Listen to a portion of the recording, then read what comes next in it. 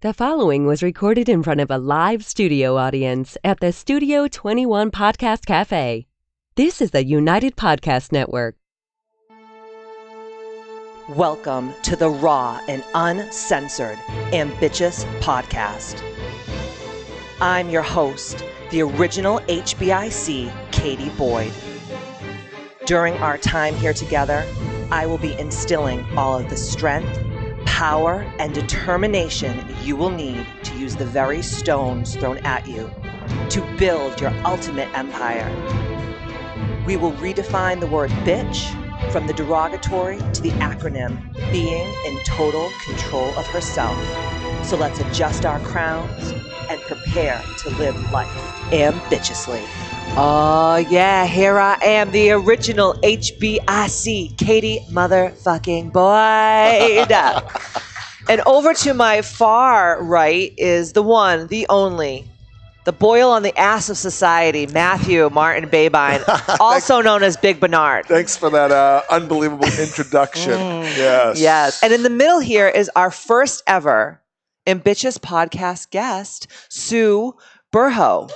Susan. She's amazing. And we're gonna talk to Sue. We're gonna pick her brain until it just like oozes. All good stuff. But Good ooze. I'm so excited for this. I've been wanting to bring on a guest for a really long time, and of course, like you're popping the ambitious cherry right now. Awesome.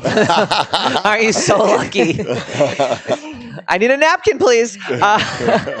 Virgin no more. Yes. So before we always start the Ambitchious podcast, I always love to read the Ambitchious iTunes podcast review of the week. And it is from Catherine F. And she says, "The realest woman in the world. I love you and your podcast. You are affecting lives in such a positive, uplifting manner, and you are keeping it real with everything you say. Thanks for making a non-podcast woman a major fan. Love you so much. Can't wait for the next Sound Healing and Spirit Day. Catherine." Catherine, you crazy bitch. Email me at themisfitclub@gmail.com to redeem your free $100 gift certificate to use towards anything KBMFC related. Yeah. So I've known Sue for a little while now. About how long?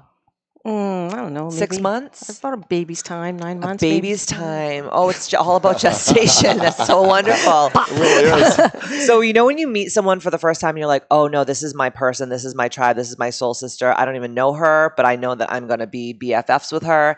And we ended up hanging out. She came to a spirit day, right? Mm-hmm. No, I came to her at Sound Healing. Sound Healing. Yeah. And then when did we all go out and drink? That was a fun night. What did we do? You came out of my house. There was drinking and swearing involved. Oh, why wouldn't there be? You hang out with Katie Boyd. That's the two prerequisites. I remember the night because you guys were out after your event. I know what it was. Yeah. Cocktails. No, it was, we did Reiki Share. Oh, yeah. Right? We did Reiki Share. So you're Reiki 2 attuned? Yes. Okay, so Sue's Reiki 2 attuned. I'm a Reiki master teacher, and I love to have these things called Reiki shares at the gym. Mm-hmm. And because when you're a healer or in any way, you end up not really doing a lot of healing on yourself. So it's really good for other people who are healers to get together and heal. So we healed each other, and then we healed our other parts of ourselves by going out, and I got bollocky bare-ass drunk. Then we drank together. Yeah. Yes. I drank a lot of tequila on the rocks. And then we went to my house and I forced everyone to listen to my piano for like 4 hours. And like Sue looked at me one time in the night and she goes, "It's kind of loud. Like I can't hear you talk. Can you turn it down?" And I was like, "What's the big deal? Elton John is playing Crocodile Rock on my piano. No one's behind it. It's a miracle." Yeah. But there was a lot of amazing women there that night. And I really did want to hear. Yeah. And it was just... I love that piano, though. Oh, no, it is fun. How cool. Yeah, very, very cool. So Sue has such an incredible story. I told her it because we were talking before the podcast came on, and I was like, "What are you going to talk about today?" And she was like, "Well, I have this one story," but I was like, "Girlfriend, you need like a legit book because you've had like a lot of amazing things in your life happen to you. But you've had a lot of dark and crazy things happen, and that is life, really." Yeah. Right? For sure. So before Sue came on, I was emailing back and forth with her, kind of telling her what I wanted to talk about. But I truly want people who maybe don't always resonate with me, like Sue, and the people that are going to be on here as guests are going to bring something totally different to the table. And they love Ambitchious. They love what it stands for. And here we go. So you want to tell us a little bit about yourself? Not that I just didn't, but it wasn't anything really deep. Yeah, so I work as a body, mind, holistic life coach, and I'm also a massage therapist. Love it. So I'm really in tune with the body and helping people understand that the wisdom is within us, and we can heal ourselves spiritually, mentally, body. Amen. Yeah. Totally. So that's it in a little tiny nutshell. Yeah, I love that. I love that. So tell me why you're here. Like, what about the Ambitchious movement really gets you? Because everyone takes a little bit of something different, right? Yeah, well, the word bitch, right? That's my pet name, Yeah. Well, sometimes it's like, oh, she's a bitch, and it's not meant in a nice way. Mm-hmm. But when you had broke it down, being in total control of herself, I was like, fuck, yeah, that's it. She's like, yes, sister. But also one step further, being in total control of her heart. Yes. Oh, I love that. Oh, you just blew my mind. I feel like David Letterman. Like, I just want to throw my cards. Oh my God, I love that. It's so true. Yeah. Because it's not just about herself, meaning just like, I'm going to be like a bull in a china shop and I'm going to tell everybody off. Mm-hmm. It really is like checking in with your heart and saying like, how do I feel? Like, does this resonate with me? Am I on the right path? And I think a lot of people don't do that. And because we're healers, we're always constantly checking in with ourselves. And I think we take it for granted a lot, that we think like, I don't know about you, I'm speaking for just myself, but I take it for granted a lot. I think that like everyone just thinks like us, and that keeps me in a bad spot sometimes. It does. It keeps us from sharing our so-called gifts because everybody knows this. Yeah, but they don't. But we don't. I didn't know it until I knew it. Right. Yeah. So what do you think have been the most defining moments in your life that kind of got you to be where and who you are today? Ooh, big question. Yeah, that's a biggie. Yeah. All right, to get to the point where I wanted to share today, you need a little background. Yes, please give it. And that has to do with my ex-husband, who was my partner for 30 years. And we were best friends. We didn't have a typical divorce. We still lived together, and we just... That's so cool. But he lived in the in-law apartment of the house. And he died very suddenly, very unexpectedly in 2014, which left me like, what the fuck? Yeah. Just my world just blew up because it was very unexpected. We have 3 children. And at the time when he died, my daughter was 18, my son was 20, and my other one was 23. Wow. And the 23-year-old was already out, living his life up in Burlington, Vermont. And as time went on, my son, he not only lost his dad, he had lost his very close friend to suicide. He lost another friend that died in his sleep. I'm not sure how. He also had a relationship that ended, and it's a lot of loss. And he got it's a lot to go through. And he got let go. He not let go. He got laid off from his job. So he called me and he said, "Mom, I don't have a job anymore." I was like, "Come to mommy." Yeah. I was just like, "Come home," because the kid needed to heal. Yeah. And my other 2 were in college, so I was alone for the first time in my life. Yeah. My life. So I was just like, come home. And it was good. Like, he had savings, he had unemployment for a whole year. The first year was good. The next couple of years weren't. They weren't. He really got into a deep, deep, deep, dark depression, suicidal. And it took a toll on me of, can I leave? Is he going to kill himself? Right.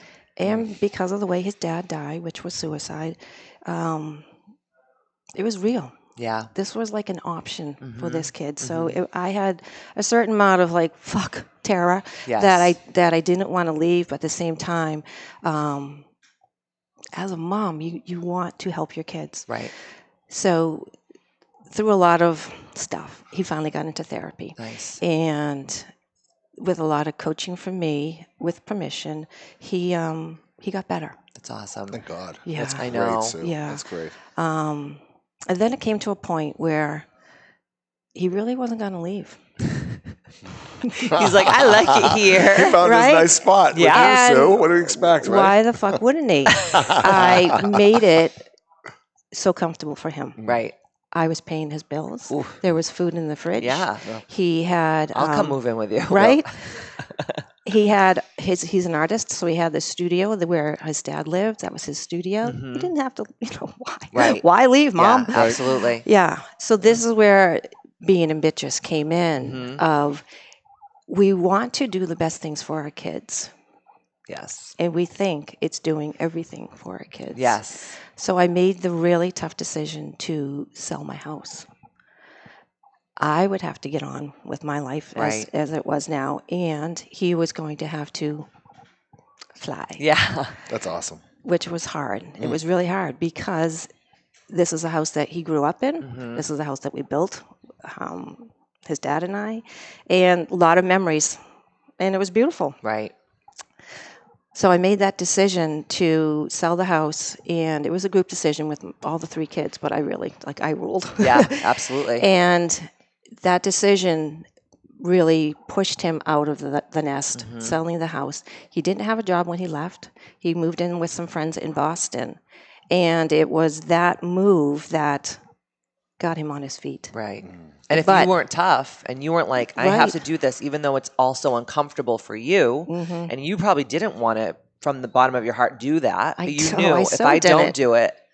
It comes to a point where you're like, you want to help your kids, but is this really helping them? Right. And as a parent, we do this a lot. We think we're helping, Yes. but we're not. We're creating kids that are not independent. Yes. And that's been my goal as a parent all my life, is to raise independent children. So, do you think that's happening more now, though, today? oh, for sure. Right?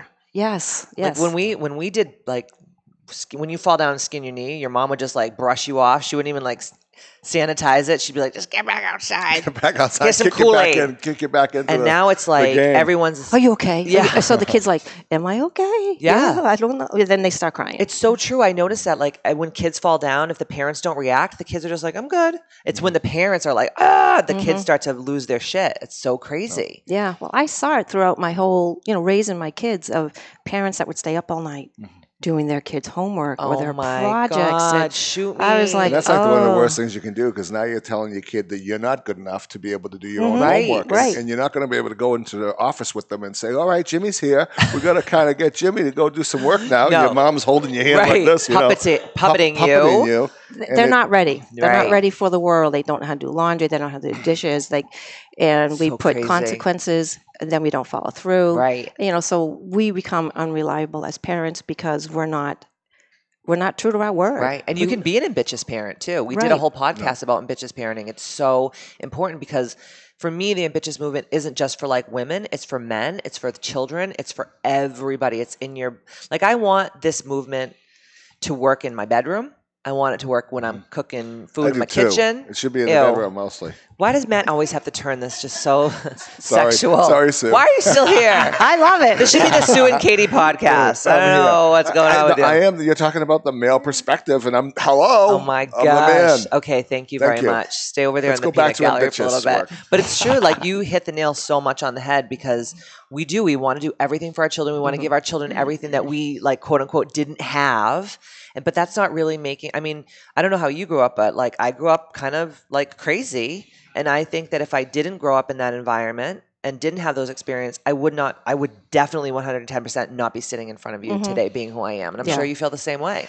Well, growing up, I had consequences, and if I didn't do what I was supposed to, I either got smacked, or I the used to love those consequence, days. the consequence came true. Good wooden spoon. Yeah, so I would never put something to my kids of like, you can't do this, if I didn't fucking mean it. Yeah. Because then I become unreliable, and they're just like, well, you don't mean it anyway. And then the whole world is just like that Yeah. to them. That's how they view the whole entire world. That's amazing. But for you to be able to do what you were able to do during all of that unbelievable, tumultuous time is absolutely incredible, because it would be so easy to be just like, I don't want to push the envelope. I don't want to put any pressure on my child. They've already been through so much, and you did the opposite, and which was the right thing to do. Yes. And it's pretty amazing. So you should be very proud of yourself, and I'm sure your son is going to respect you forever for it, because he's going to become a man. Right. He's going to be a man. What's happened, the ending of the happy story, Yes. the happy ending, Here we go. Sexual again. Now Sue's getting the drift of the Ambitchious podcast. All right, I'm really coming out now. I didn't even get that. I was like, I did. So I'm waiting for the happy ending. I'm like such a nerd over here. Jesus. Matt, right over his shiny bald head. Right over my bald head. I'll tell you about him later. Oh, I get it now. Okay. I'm not that far gone. I can't take it. So the happy ending to the happy ending is that this son he has a bachelor's of arts. He has a degree in textiles. He went to a really great college. And because of the gentle push, or not so gentle, of him finding his way, because there was a time shortly after, like everything got in his name, the car loan, all of it. Did he hate you? No. Was there like a moment where he was like, Mom, why are you doing this? No, there was more of, I'm going to miss you. Yeah. Yeah. That's cool, because I probably would have had a hissy fit. Yeah, come visit, right?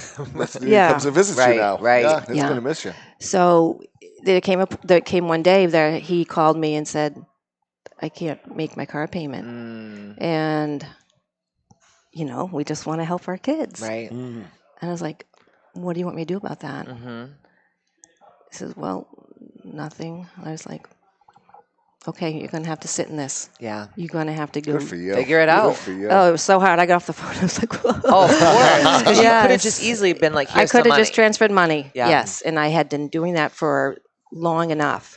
And because I didn't, and I let him feel that the fee from the bank and all of it, The uncomfortableness, right? he went out and got a job that day. See? I mean, Because you helped him kind of burn his boats. Yeah. Because when there's always a boat off the island, it's just easy to be like, well, I tried just hard enough, but I didn't go above and beyond. And when you're put in the corner like that, you have to do something. We just burnt our daughter's boats. Oh, One yeah. boat at a time. First it was take the credit card amount away. Well, she was graduating college. So now it's kind of like you have to get on your own and start to wean all these things away. And all of a sudden she's able to what? Make do. Absolutely. Right? She's like, oh, I have to pay this. And she goes, I got it, Dad. Right? But you were really strong to do that. Yeah, that's great. That's great. yeah, because he just started driving Uber, and you get paid automatically. Yes. But through that gave him, because I'm big into law of attraction. He knows all about manifesting and all this stuff. He's like, the money is right there. And I was like, Absolutely. it's always right there. You It just is. got to let it in. And that, having the flow of money again, he's like, oh, I like this. I forgot how much I like this. And he got another job. And he's got another job. And now he's working as a teacher assistant at MIT. Oh my gosh. That's great. cool. That's In fantastic. his field that he loves. amazing. Yeah. Yeah. So, But if you weren't ambitious, right. this probably might have not ended up the way it ended up. Right? Oh my gosh. What's your advice to women? Because it's funny, you're talking about all the different suicide stuff. And I have so many clients who have had, suicidal ideations, or in the past been, so depressed that they thought like suicide was the only way out. I have had depression like that in the past, where I was just like, what's the point of all this? Right. So I think it's really, suicide is affecting people not only personally, but so many people around them. You don't even realize it, like how many people know at least a handful of people who have committed suicide. And it's why do you think that is now? Or has this always been like this and we just haven't paid attention? I don't know if it's always been, because up until it happened to me, I didn't know anybody that I didn't know anybody that killed themselves. Like I hear about people, but I don't know but really it's anyone. unrelatable, because you Right. don't. I was even living and I didn't know he was thinking this, So I think it's a deep, dark secret in that they don't. It's shame. It comes down to shame, and shame is one of the lowest emotion. Absolutely. And it can drive you to do crazy, horrible things. Absolutely. Because it's the thoughts. It's our thoughts that It just never stops. Yeah. It's the broken record, And that people hypnotic think our rhythm. thoughts are real, and they're all fucking made up. And when we can there's really, like only 1 out of 1,000 that are actually like valid, right? Yeah. It's so true. So what would be your advice to all the women and men out there in Ambitchious land who kind of are resonating with your story right now? What would be your advice, for them going forward? well, if it's around parenting, we're not their friends. That's not our job, is to be their friends. We're So here true. to be the leader. They look up to us, set boundaries with them. And then if you're going to set one, fucking follow through on it. Yes. Yeah. And they are looking to you to be that person. They need the boundaries. They need the guidelines, no matter how old they are. This kid Right. was in his 20s. Right. Yeah. And God, if you are suicidal or depression, there's help. There's people out there that do care. I'm one of them. Katie, Matt, are Absolutely. other Oh, I ones. know, Absolutely. and I know you because there was someone on my Facebook once that was talking about like I know him on a very deep level, so I'm I like, remember no, he that. just sometimes people just say like I'm gonna kill myself, and they think it's like a joke, and I'm like, this isn't funny. And Sue had inboxed me on Facebook, and she's like, do you know this person? And then I was like, in my head, I was like, why the hell does Sue care? And then I was like, oh, and then I remembered everything that you went through because like honestly, it's so sad because I talk to Matt about this all the time, like. I care so much that it can like hurt me, right? That's like how much I care. And he's the same way. And I'm sure in a lot of ways too. And you probably work on it. Like you overly care. So I'm always like, oh my God, am I doing the right thing? Am I giving enough to my clients? Am I loving them enough? Am I helping them enough? Am I being like all these different things? Like I'm like a mom in so many ways to my clients, right? But It would be easier not to care as much. Sometimes it would be, but that's just not in my DNA. And I don't think it's in either one of your DNAs. But there are so many people out there that are struggling with this issue. And I just think that more people actually have to care. We don't have another choice because we're losing people left and right. It scares the heck out of me is like you don't know. And, the thing is to let people know that, you don't think anyone's going to miss you. You don't think anyone cares. And you're loved, and you don't even know you're loved because you're depressed. Gosh, so if true. you get to that state, if anyone's out there in that state, they really need to reach out and get help immediately because it's, all these people are loved. There's somebody that loves them, and they're going to miss them. But I and think it's just a horror show. To pontificate on what you're saying, though, I think that, yes, everyone is loved, but I don't think in this day and age right now that people show it enough. And I don't think people say it enough. Oh, absolutely. Don't you agree? Yeah. Like, I remember when I was a little girl, like, everyone told me they loved me. Everyone. And now it's like, people won't even... I was at dinner the other day, and I was having this like, really deep conversation with one of the people at my table, and the other person across the table from me was, like, scrolling on Facebook. And I'm like, what in the actual fuck is happening here? Yeah. And then what does that show me as a person that's taking my time out of my precious life to have dinner with you? What does that tell me? You're not worthy. No one cares what you're saying. This is more important. This is more important. And Well, it's that just was probably the last dinner. yeah, absolutely. Oh, because I'm that type of bitch. Like I'm just like, oh, you don't fucking care what I'm saying? I'm never having dinner with you again. Kiss my fat Portuguese ass. And you talk about the scrolling and stuff like that, and we were talking about, do you think suicide is more now? I think it is. I think it's so hard to live up to the expectations or the fake stuff that you see on social media and stuff like that, especially for young brains, for kids especially. Oh, absolutely. That are just looking, I'm not enough, I'm not this thin, I'm not this beautiful, I'm not this successful, and it's all bullshit, right? And these poor kids are at these standards where they'll never be able to rise. Never. Even if they did rise, they still feel like they're not enough. Absolutely. Oh, well, I got level. a point to that. And also being a parent, I've been to a lot of suicide conventions since this has happened. And the majority of the kids that are suicidal are gay, LGBT. Yes. And it's because of the parents, how they're reacting to this. Yep. And these kids feel alone. They feel like they can't come out. And having gay children of my own, it's like, man, that's one way to really fuck them up. Oh, absolutely. Like if you to your own parent are not enough because of who you choose to be with, like that speaks volumes to you as a human. Yeah, you're not good enough. You should be different. To make me happy. Right. Because it's all narcissistic in so many ways because our children end up being these like little us. And we want them to always be what we maybe could never get to. So it's always like driving them to go to the next level. And it's like, why can't we just be? Just be who exactly like God and the universe put us here to be. If we could just all like live in that energy. And just love your kid. I know it sounds utopian. Just because it's your kid. Oh my because gosh. it's your kid, no matter what they're doing. Absolutely. And you guide them as if they're not hurting themselves. You just love them. I could never understand it, if my son or daughter was a gay or a lesbian or whatever the case may be, I would just love the hell out of them. Who cares? It doesn't. That's at least, I mean. Well, what happens is that a parent's dream, there are things for their kids, have now been smashed. Yeah. They think that this is going to play out this way. You're going to walk your daughter down the aisle or whatever. You have these fantasies. And that's what gets crushed. Right. And you make it about us. And it's like, who says? Who says it has to be that way? This is the old stories that we buy into, and it's like, fucking stop it. Yeah.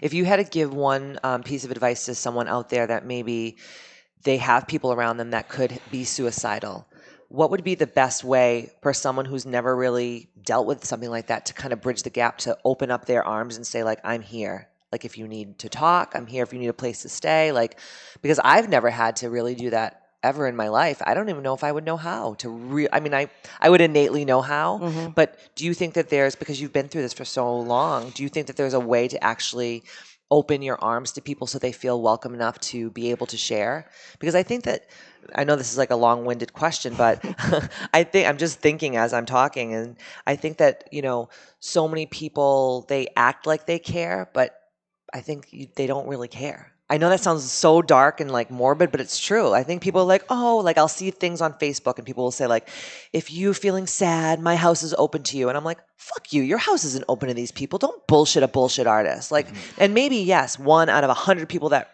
write that, because it was, do you know what I'm talking about? It was like okay. Yeah. Did you ever post that? No. I didn't either. Yeah. Jill's like, I can't help everybody. Right. But I can listen. Yeah. And sometimes that's all people want. you need. Yeah. Yeah. They get into their heads and they think that people are better off without them. We're better off. My ex-husband thought we were better off without him. So sad. Jeez. And that he left me a note. It wrote to me, my beloved wife, because we were still that to each other. And you'll get over this in a couple weeks. Weeks. Can you fucking imagine? I just have like chills all over my body. Yeah. Weeks. And here you are. And you're still a crusader for this. Yeah, well, it wasn't a fucking couple of weeks. No, it wasn't. Weeks, no. And you're still not over it. And you probably will never be over it in you a ever lot get of over that? ways, right? Yeah. I always mean, gonna be a part. you just get stronger. You just keep there's no choice, in my opinion. You just keep stronger. You just keep walking. You just keep walking. Yeah. And like now I can look back and I see the gifts. Yeah. I see the gifts of how I've changed, how my kids have changed. And I don't know what life would have been like if he didn't. Yeah. I don't know. Well, I think everything happens. Obviously, we talk about this all the time for a reason. And if that didn't happen to you with him, you will not be who you are today, and you would not be helping people and healing and doing all these things, Absolutely. right? And my kids would not be as free as they are in the regards of being gay or whatever they choose to be. Right. Because it was a little bit harder for him. Yeah. To accept it.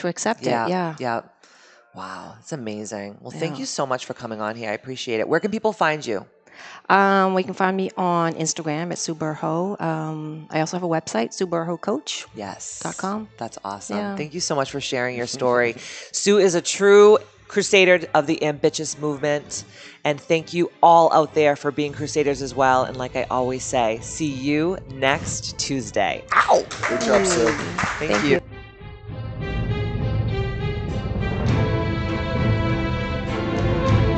The views and opinions expressed by the hosts, guests, or callers of this program do not necessarily reflect the opinions of the Studio 21 Podcast Cafe, the United Podcast Network, its partners, or affiliates.